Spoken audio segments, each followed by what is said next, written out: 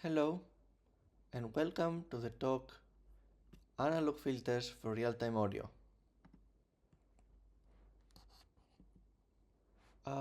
First things first. I'm Gkountouras. I have a master's in electrical and computer engineering, and I've been working for the past few years as an independent developer, working on audio plugins. And I'm based in Finland right now. Unfortunately, was not able to be with you in Bristol, but yeah, I miss you. What I've been doing, I have an AI project that I'm working on. I applied for a patent, and that is ongoing. And I am, as you've seen in the past few years, with my ADC talks, I'm exploring some interesting ideas about DSP, and especially in the recent years about analog circuits. And recently I've also looked into software-defined analog, and I am also examining GPU processing and what we can do with it. So, our agenda for today. First, I'm going to play an audio demo. Then I will go through why we are interested in analog filters. Then we'll go through some basic theory, some building blocks that we can use to further our understanding. And then we will go through the tools that we can use for circuit simulation. We'll cover prototyping in hardware, and we'll cover some advanced concepts. Of course, all of this will have audio examples, and we will look at real filters. And for the final part of this talk, we will discuss the future of analog. So first we have a demo.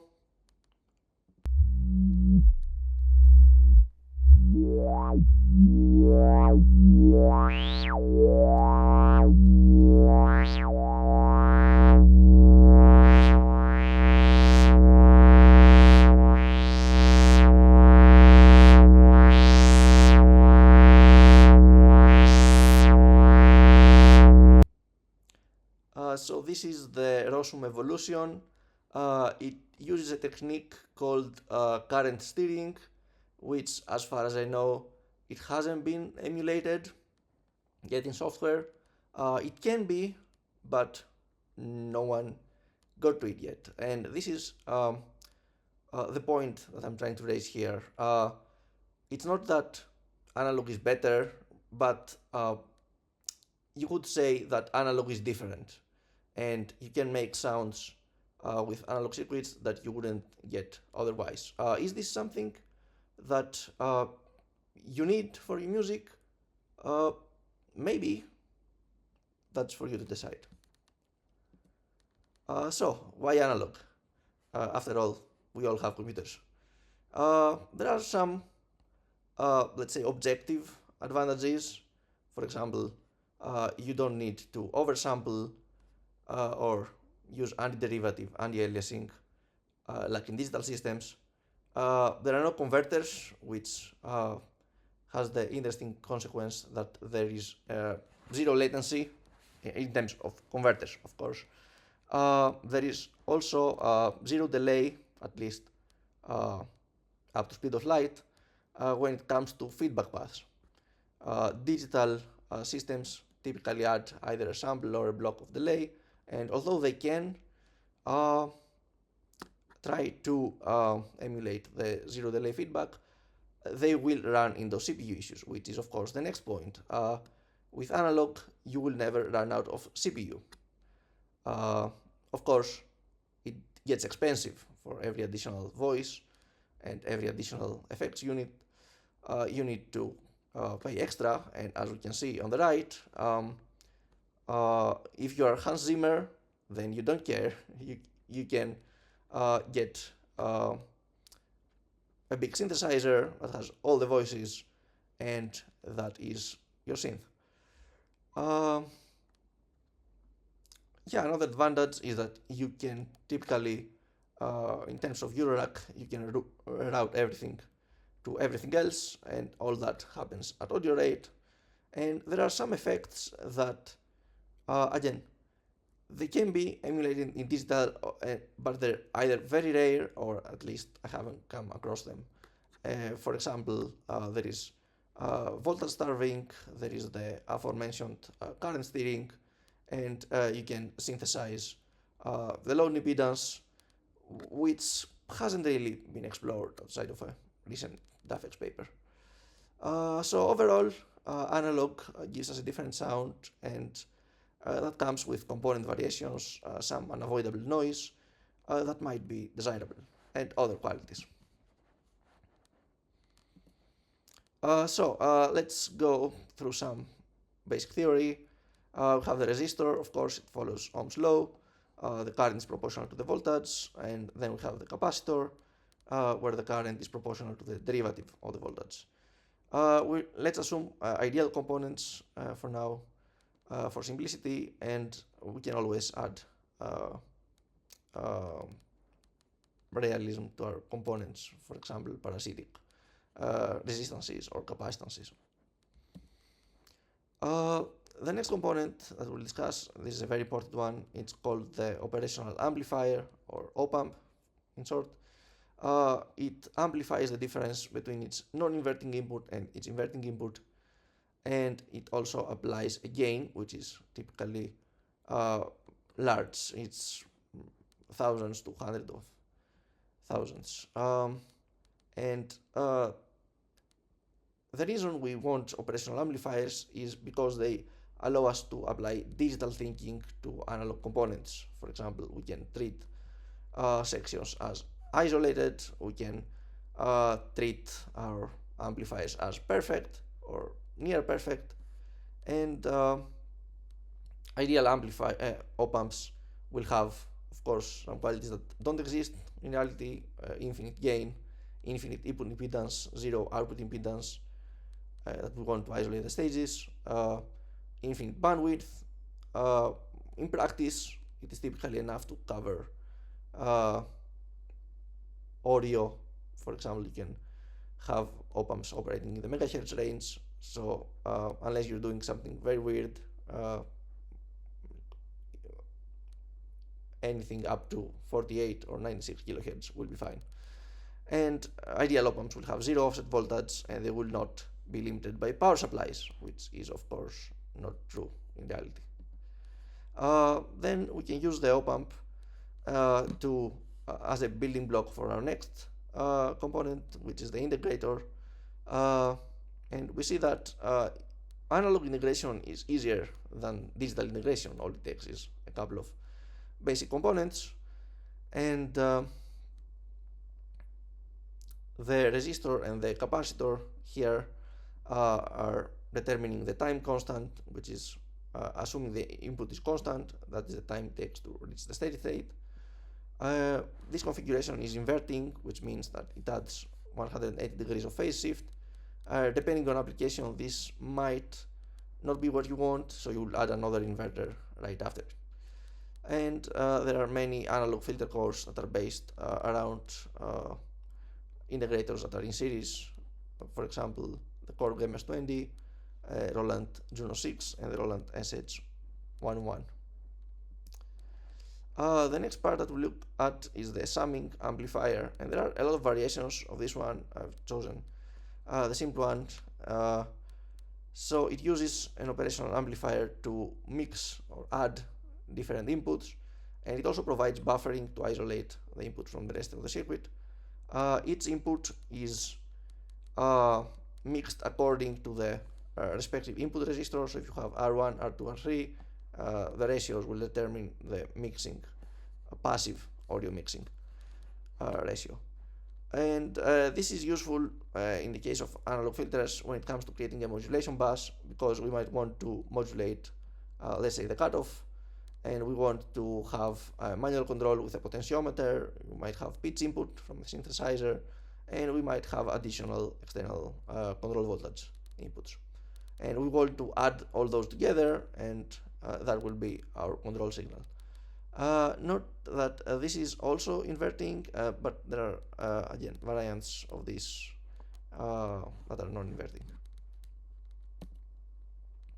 So circuit simulation. There are a lot of circuit simulators that we call SPICE. There's no single SPICE program. There are many of them. There are ones that have graphical environment, like LTSpice and QSpice recently. There is a command line application, ngSpice, that's useful for scripting. There's parallel solver in Xyz. There is an online applet called Falstad, and many of these are free to use, but typically they are not real time, although there are a few, like LiveSpice, that do operate in real time and can process audio. So they're typically used for analysis and not so much for deploying per se, even though there are recently a lot of companies are doing circuit simulation in audio plugins. So in order to use SPICE, we need device models for our nonlinear devices, for example, the transistors and the diodes and everything else.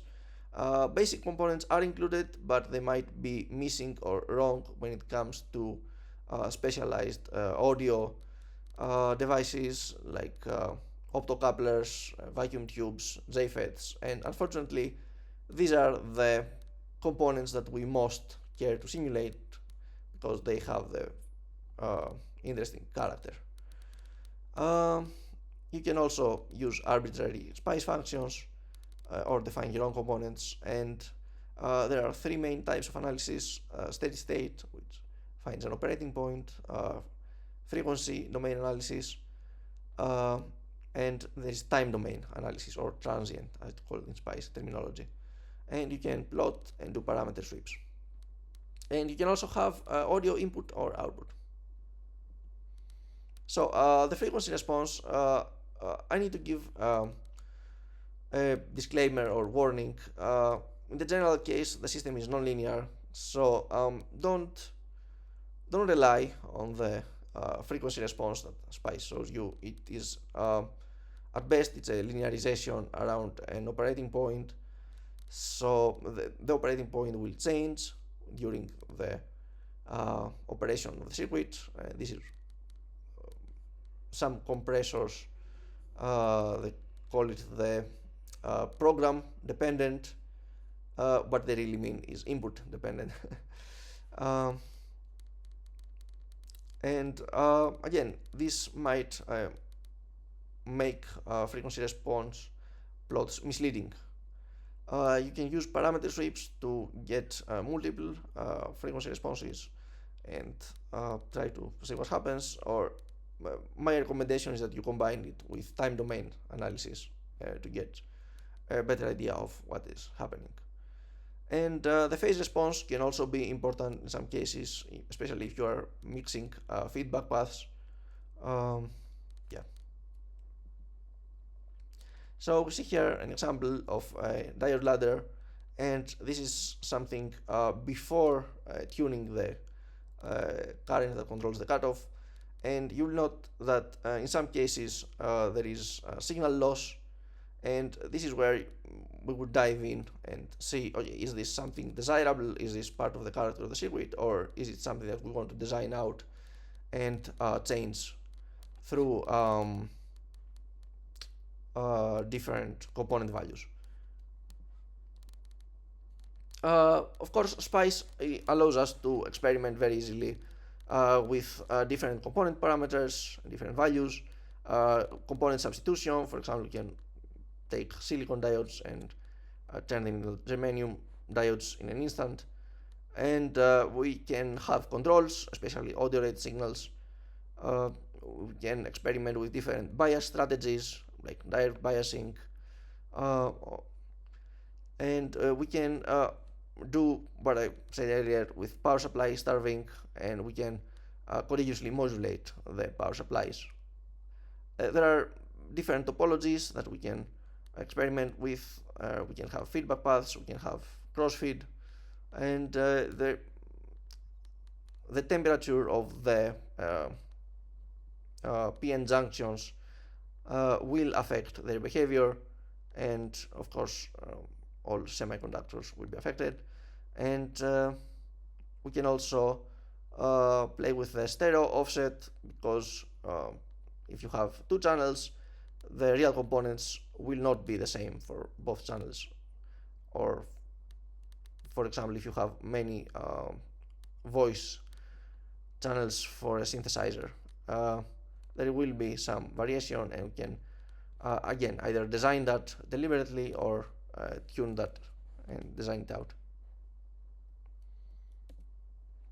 So transient analysis or time domain simulation. This allows us to capture the behavior of nonlinear processing. It will show all effects as long as they are deterministic, including the memory effects of like hysteresis for magnetic components. Of course, it's hard to interpret raw waveforms. By looking at them, we can note the operating point and see how it shifts. We can plot the voltages and the currents at the terminals of each subcomponent to see what distorts, and if we are, for example, missing some, if a stage has lower volume, we can see how that happens. And there are other measures like total harmonic distortion that can help us get a clearer picture of what the circuit is doing. Of course, a given time domain analysis only matters for the given input and the combination of input and parameters and power supplies. So we might need to do multiple of those in order to get a clear picture. And here we can see, for example, in some plots, the time domain analysis, and in the first example we see filter frequency modulation, and we can see the cutoff, and as it changes we can see the envelope of the output for static input. And in the second example we see something a bit more interesting, which is filter self-modulation, and again this is a waveform that appears with moderate amounts of self-modulation. If you go higher, this goes crazy. And again, some additional measures that we can look at. This is not a filter, this is from a compressor designed by Renan.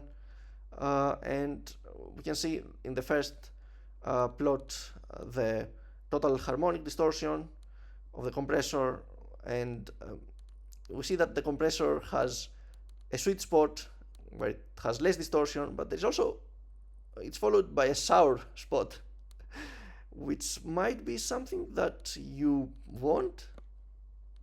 This is a matter of taste. And on the right we can see the compression curve, and again the two different compressors have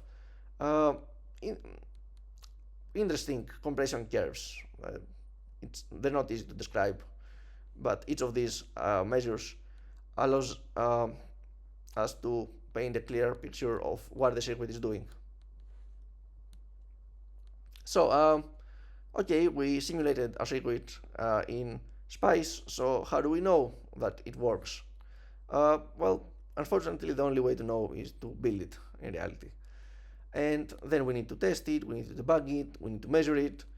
For this you can use a breadboard, which allows for easily swapping different components, and usually for audio circuits that is enough. A breadboard is fine. Breadboards do have some problems with not allowing high frequencies, but that is going to be fine for most audio applications like guitar pedals or synthesizers. Uh, and yeah, the breadboard will still show the effects that we're interested in, like the thermal effects or noise and some variation between components, and that can be very interesting. And at least for audio frequencies, we know that we will get good results. So a common workflow is to connect everything on our breadboard, then measure, then disconnect it again, and that gets tedious after a while. So can we do better? And the answer is, of course, yes, we can. So ideally, what we would like is uh, a breadboard that has software-controlled crossbar switches, and then we can script the data collection process with Python, and we can match the simulation from SPICE with the real circuit and see if there's any deviation. And this is where the jumperless comes in. Someone has already gone and built it for us, so that's great. You can just go and get one, and I did. It's a software-defined breadboard. There are some limitations because of the way it is built currently. Those might be lifted in the next version, but today it is limited to plus minus 8 volts at most, and there is also 75 ohms of resistance per connection. Typically, you can account for this in software and correct for it, but you need to know it's there, and for some applications, it may be prohibitive. There is also a modern microcontroller, which is pretty beefy on board. It is used to control the connections. It can also be used for cycle accurate switching, but you have to use the low-level API, so unfortunately, you don't get to make the connections directly by saying, okay, I want to connect this row of the breadboard to this other row. You really have to dive in and look at how the crossbars behave, and you are manipulating the crossbar chips directly, but that can get you, with some experiments, I was able to get it down to nanoseconds. And of course, there are ADCs and audio analog to digital converters and digital to analog converters, but they are not suitable for our purposes. They are limited to 12 bits, which might be fine for some control signals, but for audio, I would really advise you to use external converters that are quality and made for audio. Yeah, so challenges when building the physical circuit. Each component is different, and for example, if we have a differential pair at the input of a ladder filter, we need to match the transistors. And in a simulation, this is easy. Everything is matched by default, and we have to purposely mismatch them if we want to add stereo offset or some other effect. But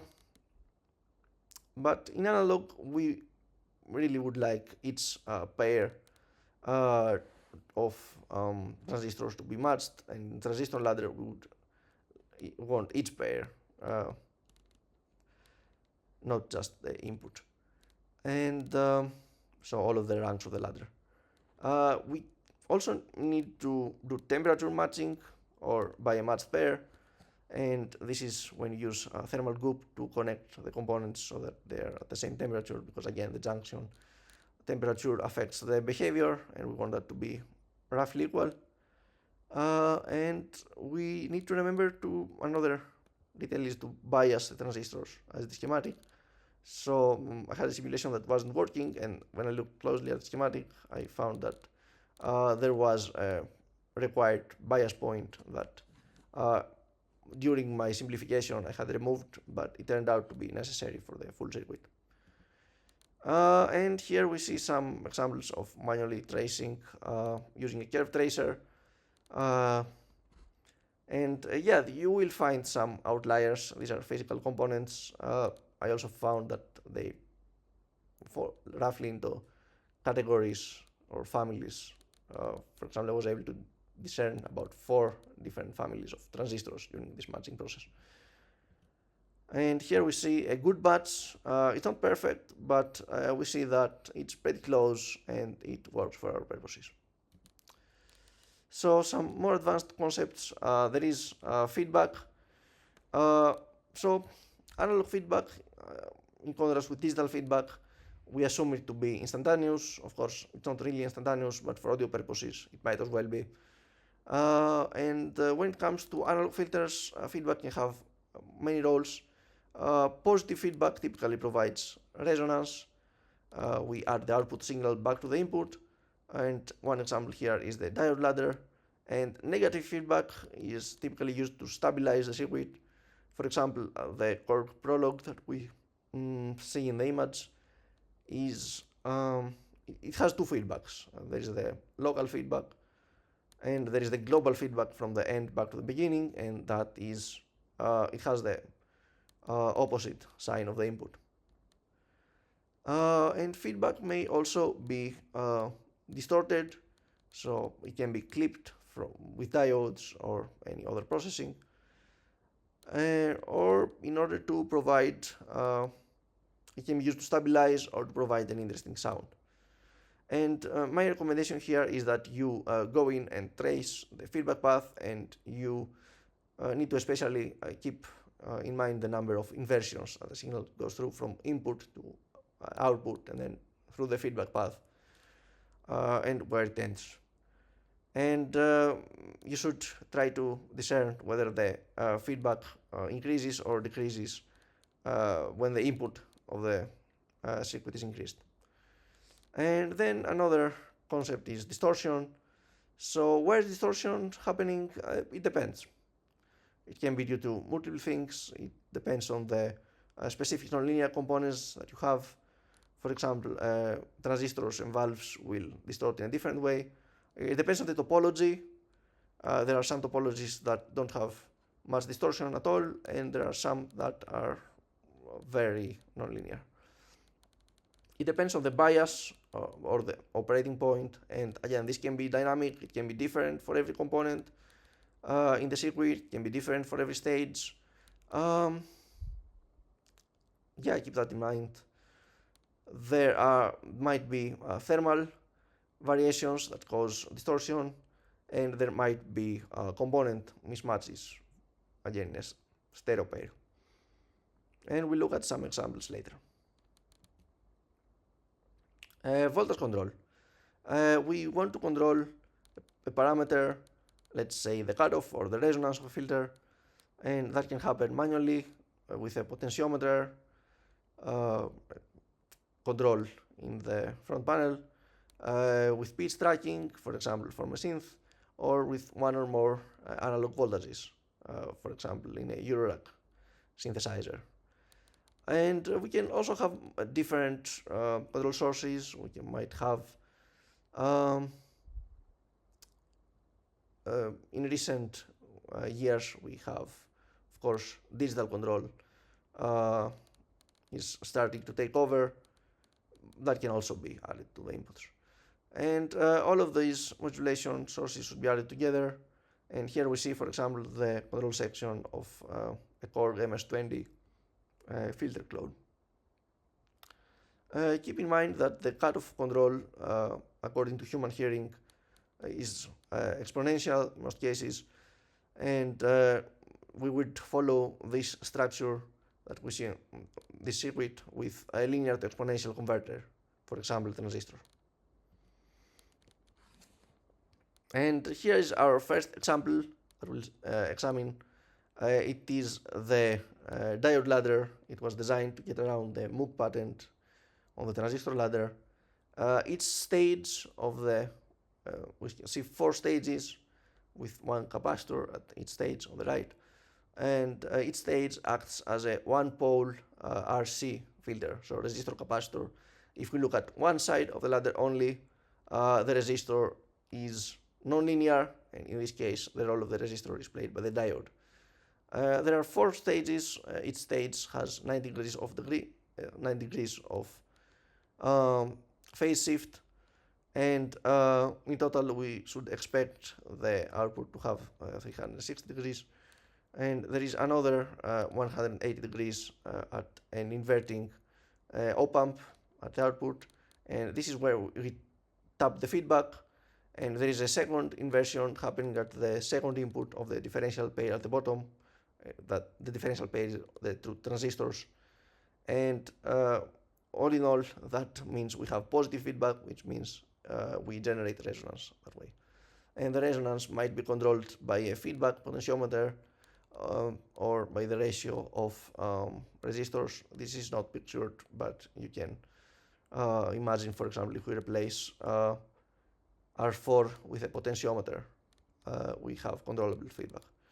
And the distortion depends on the types of diodes used. We have the common choices are silicon. There is also germanium, but there are also other more exotic choices. And here we see how SPICE helps us simulate and examine the circuit, and we can go in and see exactly where distortion happens and trace its component. At the top we have the voltage and current through the first diode on the left, and we see that it is indeed heavily saturating, especially on one side, and the waveform is clipped asymmetrically. The second stage, we can see at the bottom, the second stage diode on the left of part of the ladder, and we see less asymmetric distortion, but we still see some saturation happening. Yes. This is the AC analysis, the frequency response, and again, don't place too much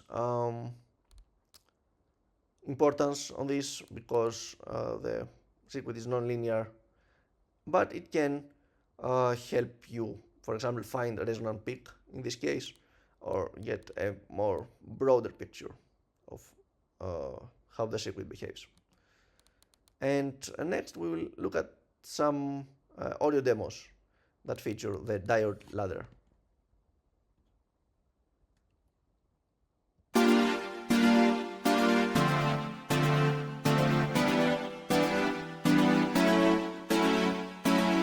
This is the clean signal that we'll be working with, and this is the next part will be the filtered signal.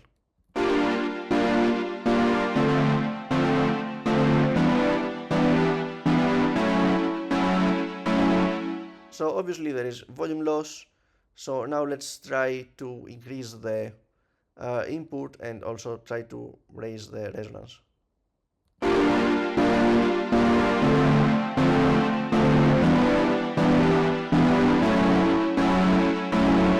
So we see that we are really driving the filter hard, and I'm doing it deliberately to a point to prove that yes, it is indeed distorting.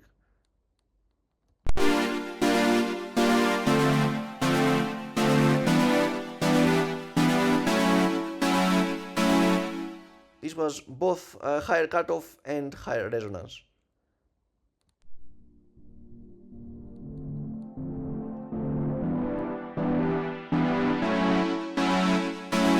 And this was a controlled sweep. Again, we made it exponential. This is a physical build of the diode ladder that was measuring. It is on the jumperless, and if you can look beyond the probing cables, you can just about discern the structure of the ladder with the diodes in there, and the capacitors, of course, in the red. This is the filter in operation, the physical build. We have a square wave input, and we look at the output for different frequencies, and we see that it is indeed filtering. There's also DC offset, and there it is missing controls for cutoff and resonance. This will be added later. So, component replacement. Well, I'm not there, but you are in Bristol. And a short drive will take you to Cornwall. And if you go to the abandoned mines there and you dig up some minerals and you measure them, you will find out that they behave as semiconductors, for example, diodes. If we replace the diodes in our simulation with models of the minerals, we'll get an entirely new voltage control filter. And thankfully, someone else went and measured this for us. So we don't even have to do that. This is from a blog post that I will link in the resources. And we can see the characteristic behavior on top, that it looks like a diode characteristic current plotted across voltage, and in the bottom plot we see something different. It almost operates in reverse.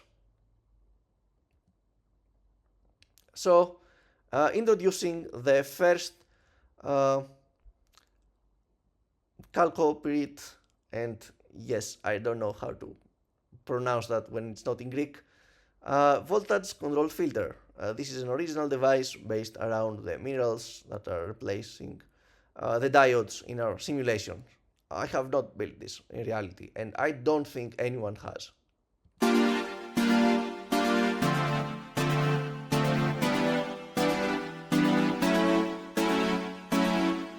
Clean signal, and now we will listen to the filtered version.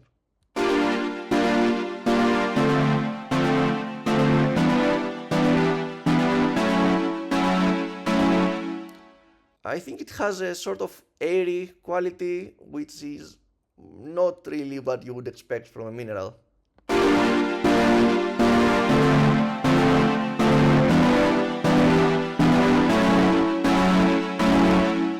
Even the distortion is somehow cleaner and brighter.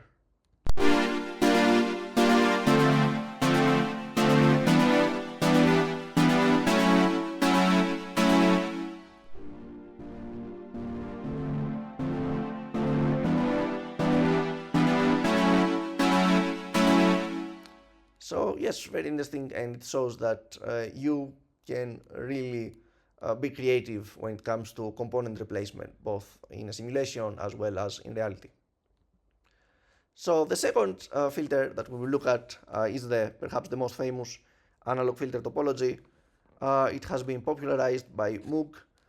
It is of course the Moog ladder, also known as the transistor ladder, and it has the same working principles as a diode ladder, and the stages in this one are DC biased directly with a voltage divider, and the topology loses base with increasing resonance. This might be something that you want, it might be part of the character, but modern versions, especially simulations of the Moog ladder, add the option to compensate for that. So maybe you want that, maybe not. This is the original patent. It is actually very clear. We can see the ladder structure in the middle, and there is modulation on the left, but voltage control at the bottom, and yeah, that's it, really. So this is the transistor ladder. I use this example to show some time domain plots, and here we see they're all very similar. I'm plotting the input and the voltage across the first, second, third, and fourth capacitor, so the ranks of the ladder. And the last one is essentially the same as the resonance path because it is tapped by a buffer.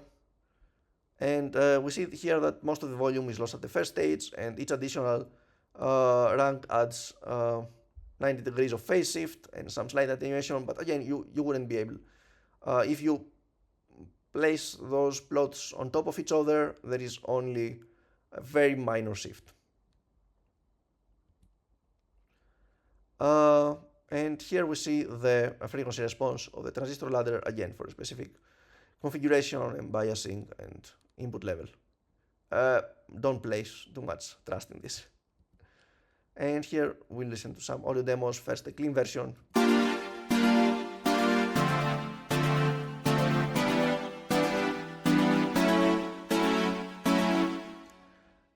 Then the filtered version.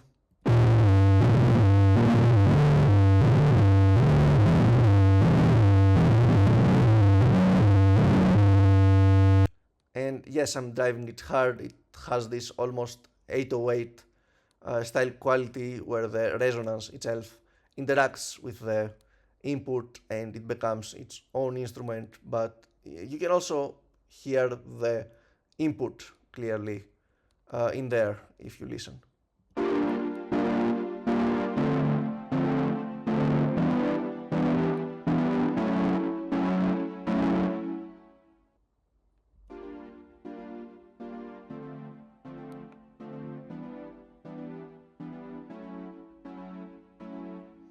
This is to show you that yes, you can run the filter clean and most of the volume is lost, but there is surprisingly little distortion happening in this demo, and you can operate analog filters in their clean range. Why would you do that? Well, they still make excellent modulation targets. So if you want a clean filter that takes modulation well, analog has you covered as well.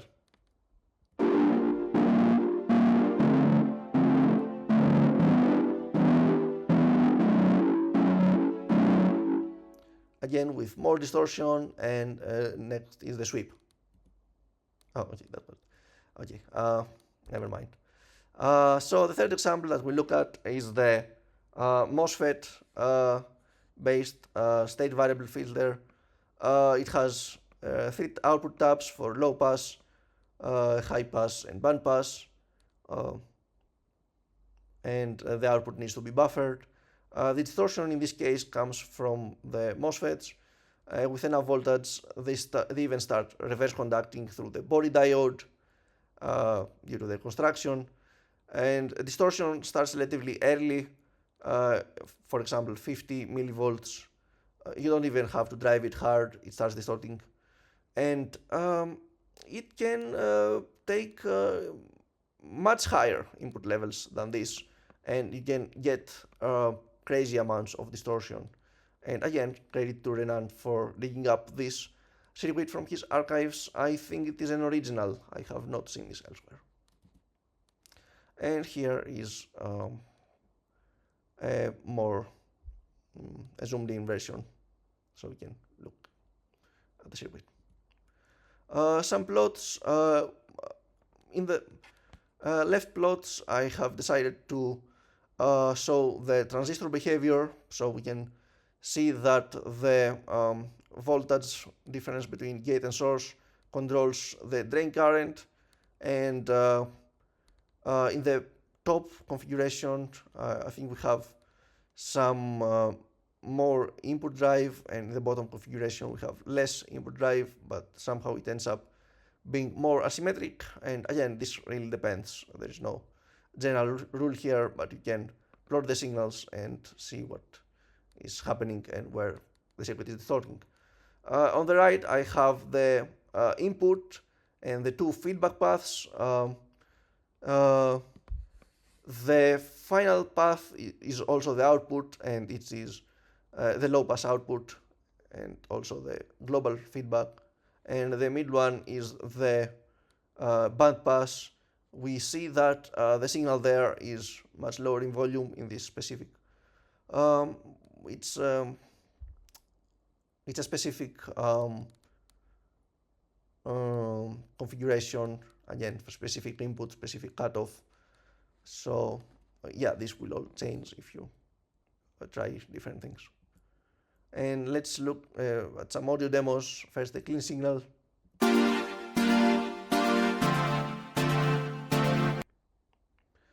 And then let's try the filter one.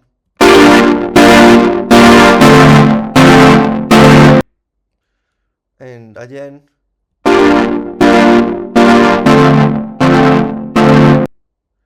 Okay, now let's try driving it a bit harder.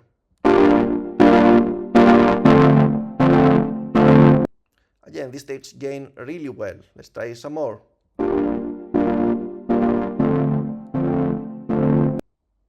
And again.